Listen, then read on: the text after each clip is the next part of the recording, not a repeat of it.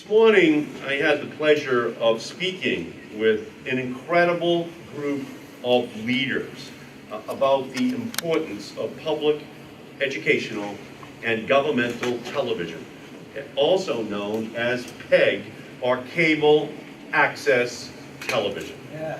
From Falmouth to Framingham, Pittsfield to Provincetown, Boston is here, Worcester is here, Springfield is here, all the way down to the smallest communities in Massachusetts. Everyone came to talk about this threat to local cable access programming. Everyone here wants to make sure that everyone in their community have their voices heard.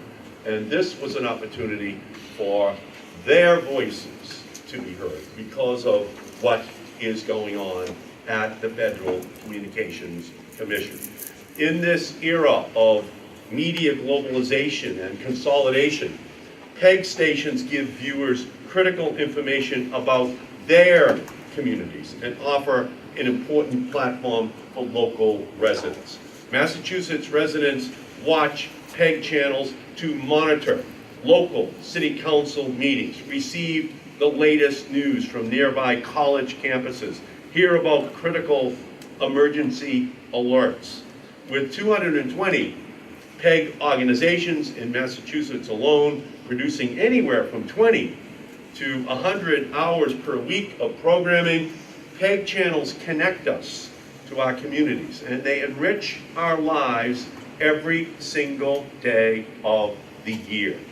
Last November, when I hosted a congressional hearing in Merrimack Valley, following the explosions that affected homes and businesses in Lawrence, in Andover, and North Andover, it was the local cable access channels that stayed and then rebroadcast the hearings and all of the follow-up that was going on in those three communities, because they are local.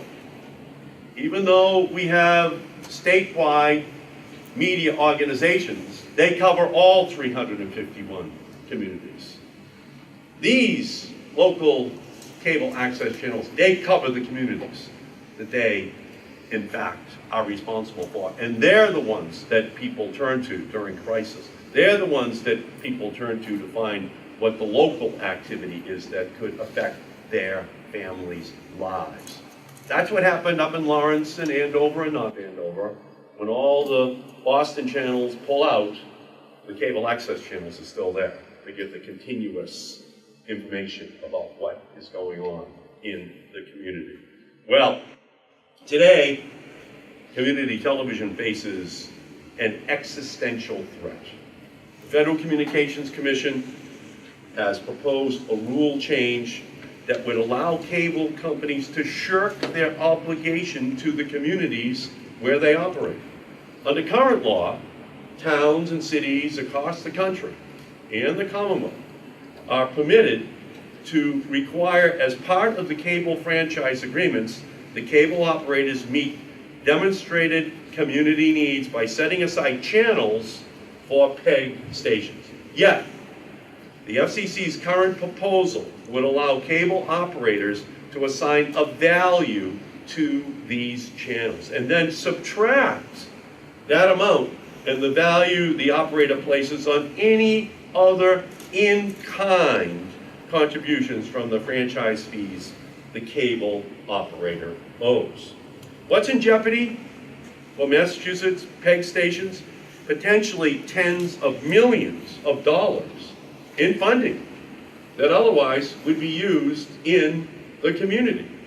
And as a result of these proposed changes at the Federal Communications Commission, local governments in Massachusetts and across the country would be forced to decide between supporting local PEG channels and supporting other critical institutions serving the public good, like schools and public safety buildings.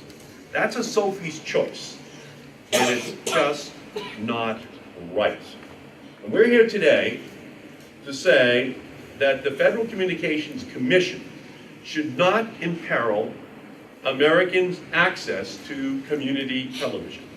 As local newspapers and other sources of local information continue to struggle, we should be exploring ways to expand and not subtract that the ways that the local residents have to learn about their communities. And we do know that local newspapers increasingly don't have the resources that they used to have. But we can't allow for the local cable access channels to lose the revenues they need in order to ensure that that flow of information continues into the homes of everyone in every community in our state. This access is worth fighting for. It's worth protecting. And that's why I have led a letter to the Federal Communications Commission with 10 of my senatorial colleagues. And I've personally spoken to the FCC, urging it to cease any rulemaking that would damage PEG channels. The FCC should work for communities, not powerful cable companies. That is what they are sworn to do. That is what the contract says that they want to do in a community, to serve the community. And so that is what the Federal Communications Commission should be all about. And so a movement across the Commonwealth and the country is growing and echoing this call. And together we're saying loud and clear that community television must be preserved. And here, representing the elected officials of all 351 cities and towns, I give you the great mayor from the city of Medford, Stephanie Wichini. Welcome.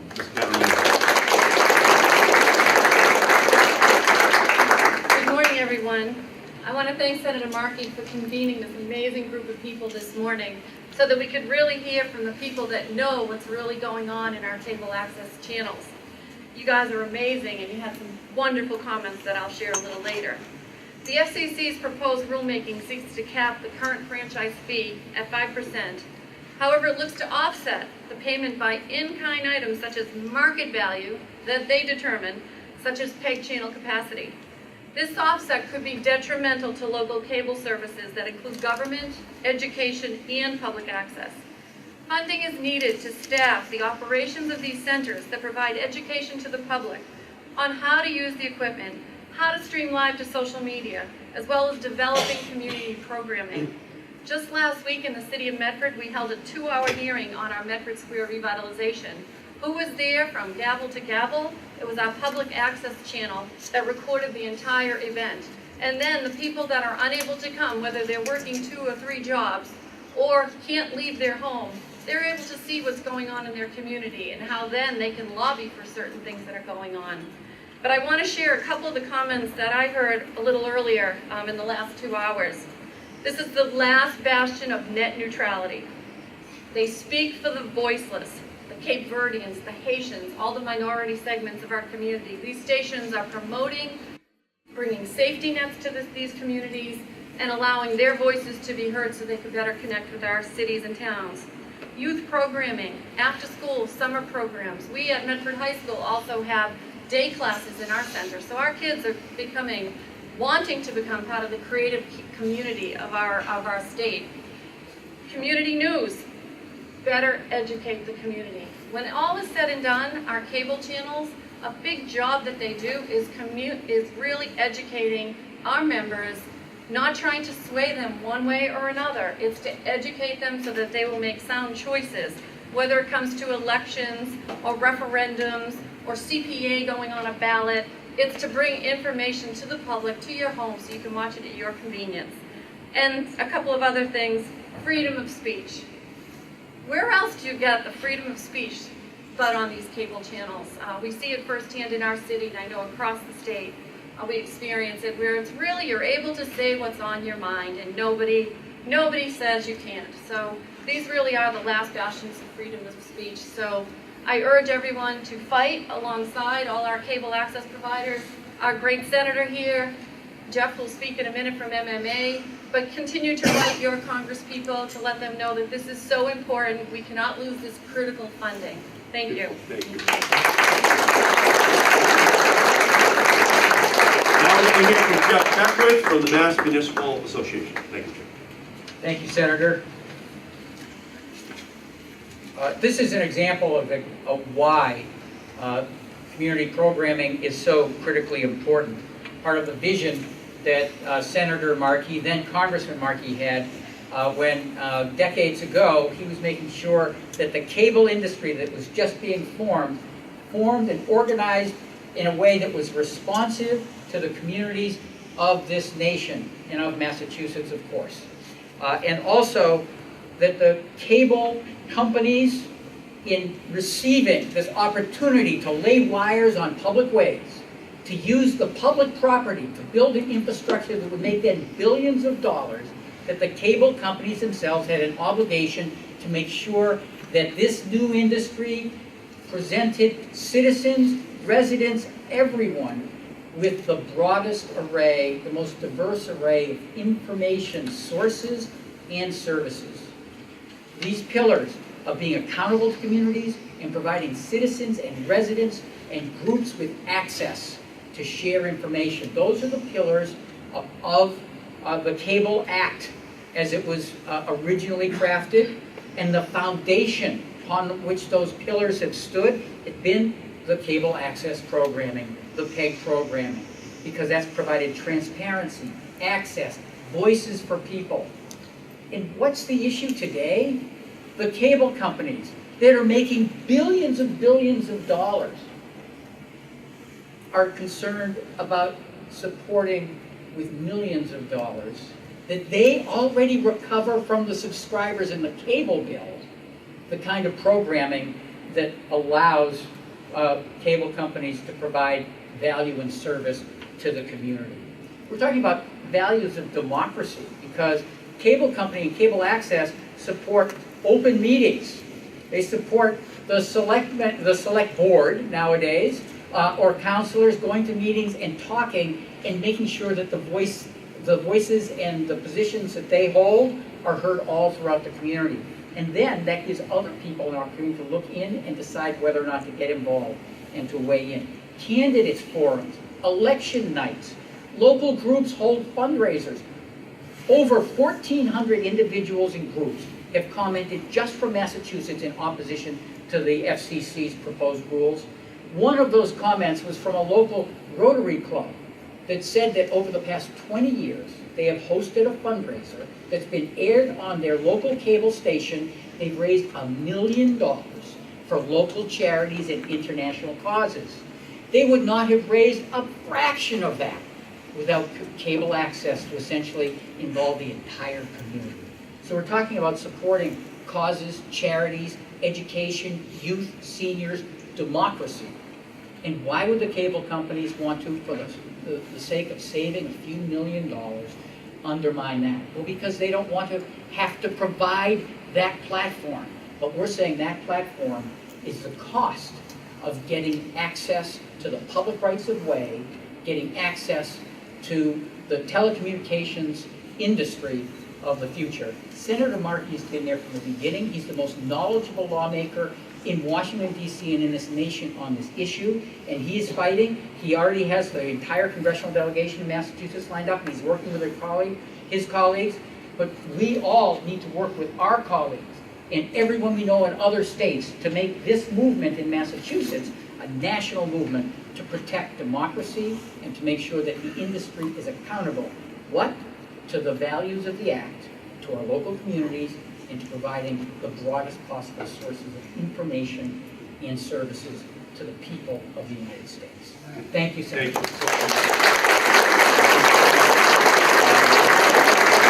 We're also joined by a great state representative from the city of Melrose, Paul Broder, right over here. Thank you, Paul, for joining us. Coming. Thank you so much.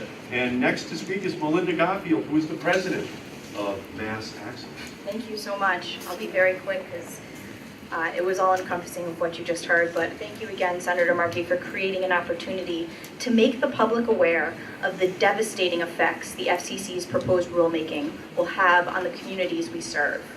For the last 30 years plus, community television stations have delivered vital services, helping residents of Massachusetts to be an informed citizenry, educating and empowering residents, and making it possible to get their messages distributed. In its proposed rulemaking, the FCC is attempting to undermine federal law, which protects free speech and repays local communities for the use of public rights-of-way. If enacted, the residents of the Commonwealth face the real possibility of losing access to their local government meetings, local sports, community events, along with the ability to take advantage of what are now considered free video services in their towns and cities. Massachusetts has the highest concentration of community media centers in the country. This means that not only will the services we provide cease to exist, but a measurable and meaningful economic impact will also be felt. Community media centers spend millions of dollars a year on technology equipment, facility rent, and small business services. We employ hundreds of people and give opportunities to millions of residents. None of this can be replaced with faceless internet platforms. The FCC would have you believe that community media is an antiquated ideal or a relic of a previous technological era, but they are simply ill-informed. Community media has evolved from its modest roots to become a staple in the fabric of the communities we serve, and its loss will be felt for decades to come. Across the country, local print media is disappearing, creating media deserts that only community media is equipped to bridge. Our coverage of local government is gavel to gavel, unedited and unbiased. It promotes transparency and allows municipal departments to reach community viewers to distribute vital information. Through production and airing of debates, forums, and candidate profiles, community media helps to educate voters before elections. It allows for documentation and archiving of municipal meetings, a service that would otherwise cost thousands of dollars annually. The Cable Act of 1984 was put into place so that Americans would have access to technology and a platform on which to express themselves. This was not just done simply for the novel idea that it was, but was done so that the companies making money using public rights-of-way on municipal land would have to give back to the communities where they sell their products. Even though they are not a law-making body, the FCC is attempting to redefine the parameters of the law to the detriment of the consumer. This is not just a community media issue.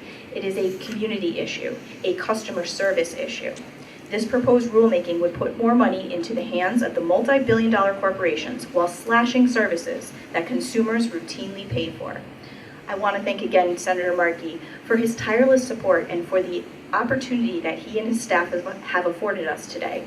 The FCC was hoping to slide this rulemaking by the consumer quietly, underestimating the dedication that so many have to community media and the ideals that it represents. As citizens, we cannot afford to let the benefits that so many depend on be taken away so that the profits of so few are ever increased. We hope that through the support of the fine legislators like the ones we have representing the great state of Massachusetts, community media will be around for decades to come, supporting, entertaining, and educating the people of the Commonwealth.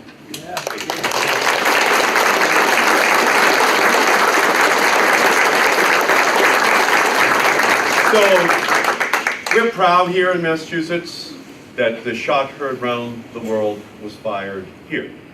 And it was a perfect example of local communities rising up to have their voices heard. And that slogan, no taxation without representation, still lives in 351 cities and towns. They want to know what their public officials are doing. They want to see what the activity is at the schools and at their public interest groups and the nonprofits in their community. They want to make sure that the new arrivals in their community, whether they be Angolan, Haitian, Cape Verdean, you name it, that they have their voices heard as well. That's what is still alive and well. So we're the revolutionary state. And this is where the revolution begins against the Federal Communications Commission. This is where the fight begins, and we're going to spread this across the whole country. Because at jeopardy is nothing less than democracy, nothing less than the voices of ordinary citizens in every single city and town in Massachusetts and the whole country. And we are in now. for the fight. So we thank all of you for coming here today, and if there are any questions, I will be glad to answer them. Yeah, Senator, what's the next step in that fight? Where do you go from here? Our goal now is to have what's happening here today replicated across the entire country, to move from state to state, to have voices heard from Democrat and Republican, red and blue cities and towns, because this issue is not a partisan issue. This goes to the heart of what the cable systems are supposed to represent, which is localism.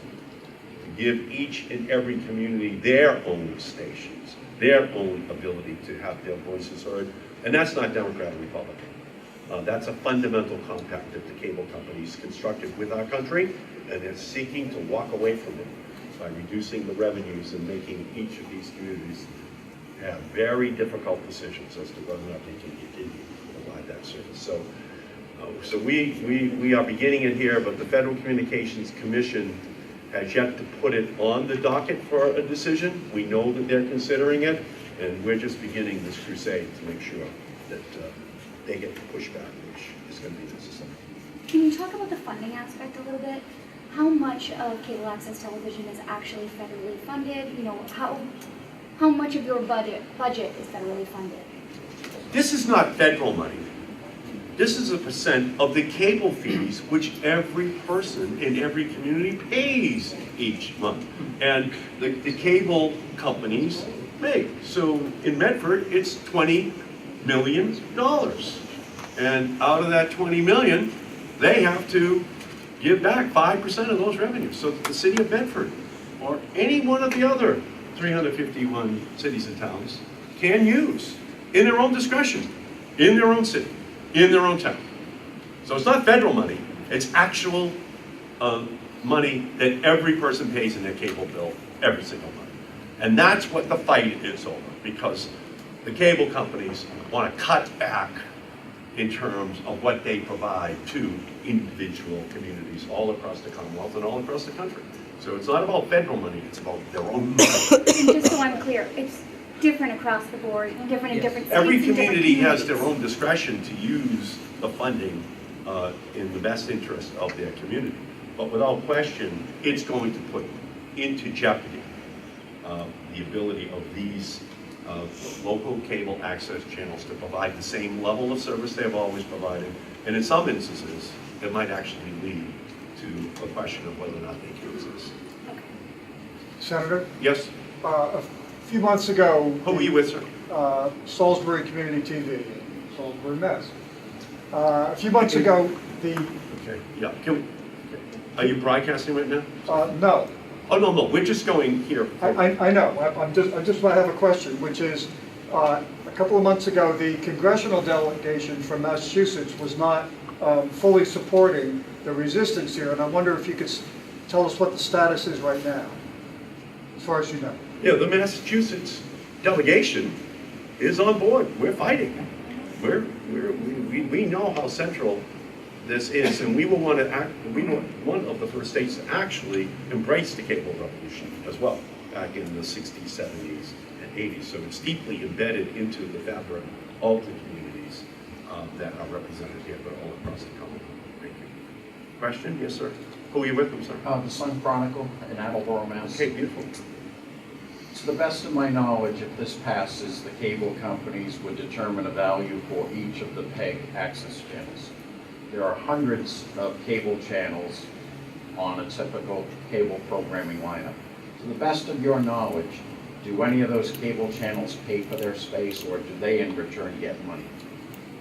Yeah, there is, it depends upon whether or not the cable company owns the programming. And then they pay themselves. Then they pay themselves, and that's the vertical integration which has taken over in the industry back in the 80s. The cable companies didn't own the programming, but increasingly they do own the programming, and so how the compensation is then developed for them paying the tennis channel, the Hallmark Channel. But the tennis channel doesn't pay Comcast to get on Comcast, No. which if this were to pass, No. PEG would be paying to get on. Pay. So it's turning it all upside down. And it's also saying, oh my goodness, we're giving these valuable channels to a local community, although it was part of the bargain that they struck in 1984. But when you scroll through all of the channels that are there, and some of them have, as we know, questionable content, very questionable content, they consider all those channels to be invaluable. And we know that in many instances, we would not want children to even have an idea that those channels are on the system, but they're there. So for them, they can't remove one or two of those channels, but somehow or other, they can remove something that goes right to the fabric of communities. And that's what we are going to need to do, which is to explain how wealthy the cable industry has become, how many additional channels they have, and how all they're looking for is, in many ways, just more space so they can put on more channels, but ultimately at the expense of this indispensable local cable access capacity which they all have. So thank you, sir. Yes, ma'am. Cape Media News, what can we do in our communities to make sure that our municipal leaders and officials understand the importance and so that we can continue this fight? Because it's not just going to happen in Washington, D.C., it's going to happen in all of our communities. So what should we be doing? What should we as access professionals be communicating to our constituents? What's the action steps? I would recommend that you develop the highest quality documentary in terms of what the impact is going to be on Massachusetts. Have every one of the channels run it. You know, pool your resources in order to make sure that that high quality programming is produced. Then have it be running over and over again as a call to action. And then in the local community to kind of tailor it for what would then happen in that community, but using that higher quality entry level piece of a documentary film which you can put together.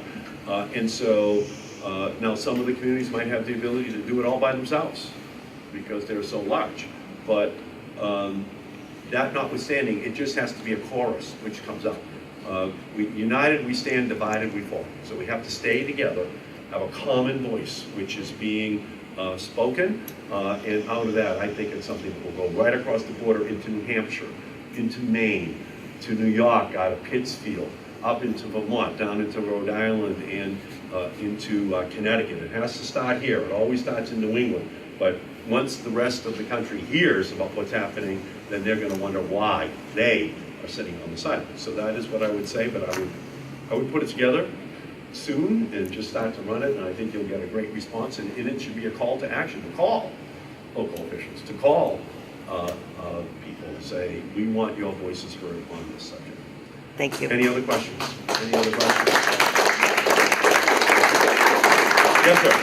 Any other questions? Here? Thank you all so much.